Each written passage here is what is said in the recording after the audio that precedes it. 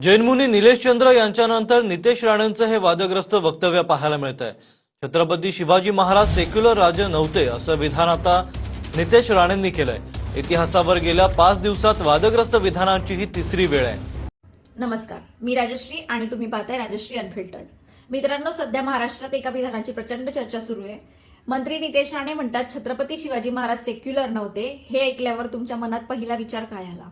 महाराज एका धर्माचे होते की 18 पगड जाती धर्माच्या नेत्याचे? आजच्या या व्हिडिओमध्ये आपण इतिहासाची पानं उलटणार आहोत। आपण कुठल्या पक्षाची बाजू घेणार नाही तर पुराव्यांची बाजू घेणार आहोत। नितेश राणेंचे हे विधान राजकीय स्टंट आहे की अज्ञान? चला, सत्य काय आहे ते अनफिल्टर्ड पद्धतीने जाणून घेऊया। 5 दिवसात 3 वादग्रस्त वक्तव्य। जेव्हा जेव्हा महागाई वाढते, जेव्हा बेरोजगारीचा प्रश्न ऐरणीवर येतो किंवा प्रशासकीय अपयश समोर येतं, तेव्हा अचानक महापुरुषांच्या नावावर वाद का उकरले जातात? नितेश राणेंनी जे विधान केलं त्यामागे नेमका हेतू काय? सेक्युलर हा शब्द आजच्या राजकारणात शिवीसारखा वापरला जातोय, पण महाराजांच्या काळात या शब्दाचा अर्थ सर्व धर्म समभाव हा प्रत्यक्ष कृतीत होता। जर महाराज सेक्युलर नव्हते तर त्यांच्या जीवावर उदार होणारे हे मावळे कोण होते? मदारी मेहतर आग्र्याहून सुटकेच्या वेळी औरंगजेबाच्या डोळ्यात धूळ फेकून स्वतःचा जीव धोक्यात घालणारा हा मुस्लिम तरुण होता।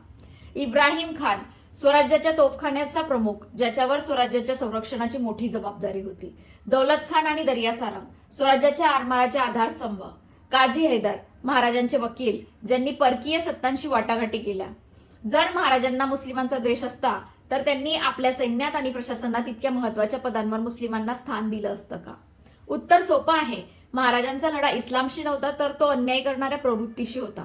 महाराजांचे कट्टर शत्रू असलेल्या औरंगजेबाचा इतिहासकार खाफी खान काय लिहितो? तो म्हणतो की छत्रपती शिवाजी महाराज युद्धात कधीही मशिदीला धक्का लावत नसत। जर युद्धात कुराण हाती लागलं तर ते अत्यंत आदराने आपल्या मुस्लिम सैनिकांना ते द्यायचे। महाराजांनी अफजल खानाचा कोथळा काढला, पण त्याच्या मृत्यूनंतर त्याची कबर सन्मानाने बांधली। याला म्हणतात संस्कार आणि राजधर्म। आजच्या नेत्यांनी हा इतिहास वाचला असता तर त्यांनी अशी विधानं धाडसाने केली नसती। मित्रांनो, लोक कमेंट्समध्ये म्हणतात की सिलेंडर मिळत नाहीये, महागाई वाढलीये, गुन्हेगारी वाढलीये, पण राजकारणी मात्र धर्मावर बोलतायत। नितेश राणेंसारखे नेते जेव्हा असे प्रश्न उपस्थित करतात तेव्हा लोकांचं लक्ष मूळ प्रश्नांवरून हटतं। महाराज सेक्युलर होते की नाही हे ठरवण्याचा अधिकार कुठल्याही राजकीय पक्षाला नाही। ते रयतेचे होते। त्यांच्या स्वराज्यात मंदिरात घंटा वाजली आणि मस्जिदीत अजानही झाली, कोणालाही त्रास झाला नाही। हेच तर खऱ्या लोकशाहीचं आणि स्वराज्याचं यश होतं। सन्माननीय मंत्री महोदय, तुम्ही मंत्री आहात, तुमच्याकडे सत्ता आहे, मग महाराष्ट्रातील बेरोजगारीवर एखादं धडाकेबाज विधान का येत नाही? महिलांच्या सुरक्षेवर आपण कधी बोलणार? महाराजांच्या नावाने मत मागणं सोपं आहे, पण त्यांचे विचार आचरणात आणणं कठीण। महाराजांनी धर्माची भिंत कधीच उभी केली नाही, त्यांनी माणुसकीचा पूल बांधला। इतिहासाची मोडतोड करून तुम्ही तुमची पोळी भाजून घेऊ शकाल, पण सुज्ञ महाराष्ट्र तुम्हाला माफ करणार नाही। तर मित्रांनो, तुम्हाला काय वाटतं?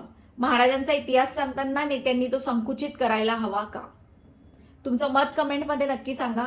हा व्हिडिओ जास्तीत जास्त शेअर करा, जेणेकरून खरी माहिती लोकांपर्यंत पोहोचेल। व्हिडिओ आवडला असेल तर लाईक करा आणि राजश्री अनफिल्टर्डला सबस्क्राईब करायला विसरू नका, कारण इथे जे आहे ते अनफिल्टर्ड आहे। जय जिजाऊ, जय शिवराय।